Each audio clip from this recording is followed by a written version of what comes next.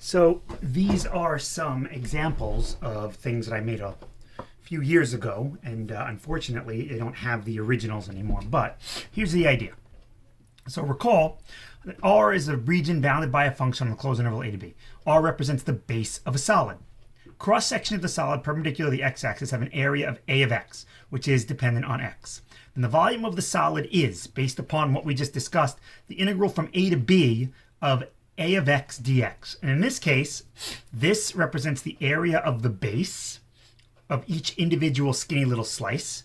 And this represents the actual infinitesimal tiny width, the delta x that we discussed. So when you take the area and multiply it by the infinitesimally tiny delta x's, you would get the volume. So here what we're doing is we're just adding up all of those volumes of skinny pieces on the interval from a to b. In the same way, when we were looking for area, we simply took the areas of rectangles as the length got in, or the width rather, got infinitely skinny, and we then had f of x dx. That was the height times the width, delta x, and then we integrated it by considering the integral as like a continuous sum. So the idea is similar here.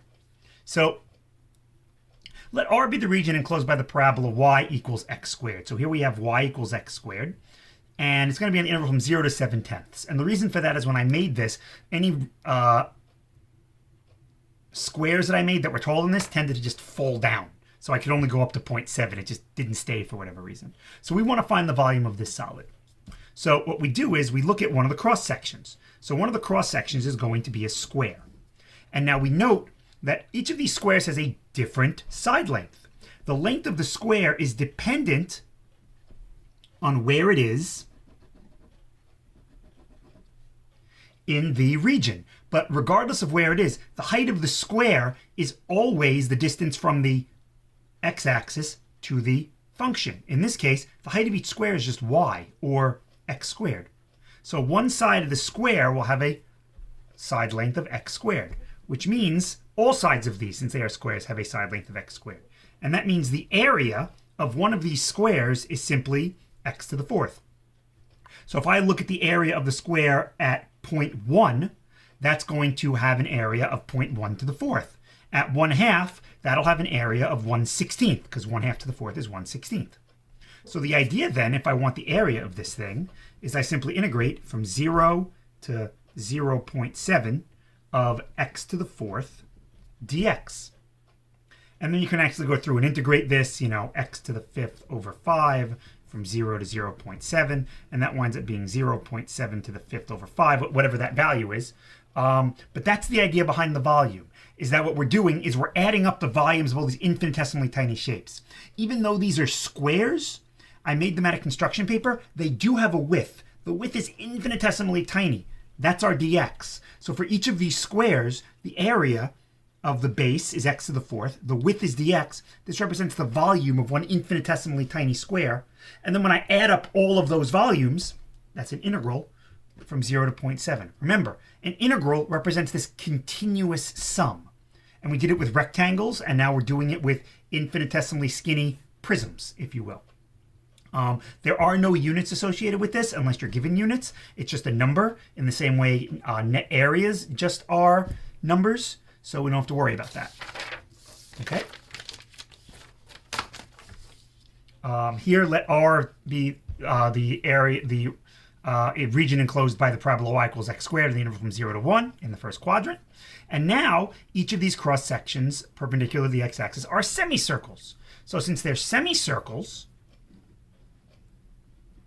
note that the distance from the x-axis to the function represents the diameter of one of these semicircles.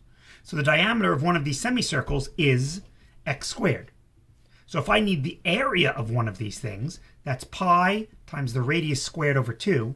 The radius here, since the diameter is x squared, is x squared over 2. And now when I'm done calculating this out, this becomes pi x to the fourth over 8. So if I want the volume of this region, that would be the integral from 0 to 1 of pi x to the fourth over 8 dx. And then once again, you could use our little integral rules to pull out the pi over 8, and this would be pi over 8 times x to the 5th over 5 from 0 to 1. So ultimately, this would be pi over 40 cubic units, whatever those units happen to be. All right. Notice that these shapes could be anything. We could have them be isosceles right triangles. And we're told, since these are isosceles right triangles, note that the hypotenuses are not either the height coming out of the page or the other leg. The hypotenuses are not going to be involved in finding this area. So if I look at one of these isosceles right triangles, the base and the height are equivalent, and both of them happen to be x squared. So the area of each of these triangles would be 1/2 base times height, or x to the 4th over 2. So the volume of this would be the integral from 0 to 1, since my region is going from 0 to 1, of x to the 4th over 2 dx. And then once again, we could pull out the 1/2. And then this would be 1/2 x to the 5th over 5 from 0 to 1. So this whole thing would be 1/10. I mean, that's basically all there is to it. So let R be the region whose cross-section with x-axis are now rectangles. The length of the side parallel to the y-axis, that's this, is twice the length of the side perpendicular to the y-axis. That would be the height coming out. So parallel to the x-axis is x squared. So perpendicular to the x-axis, since x squared is twice that length, this would be 1/2 x squared. And there's our rectangle. So the area of one of these things is 1/2 x to the 4th. So once again, the area or the volume of our region would be the integral from 0 to 1 of x to the 4th over 2 dx. And that should look familiar. That was actually the exact same area we had when we used these isosceles right triangles, interestingly enough. The volume of this region would actually be equivalent to the volume of this region, as weird as that might seem. So that is basically it. I mean, the idea here, I mean, we could go perpendicular to the y-axis instead of the x-axis, in which case everything is just in terms of y, which we've kind of already dealt with. And sometimes your region isn't just enclosed by an axis, it might be in between two curves, in which case you're going to have to figure out some of the other, like the distance from one curve to the other. But that's stuff that I'm sure that you can kind of look at, and that'll be on your homework for you to kind of address and look at.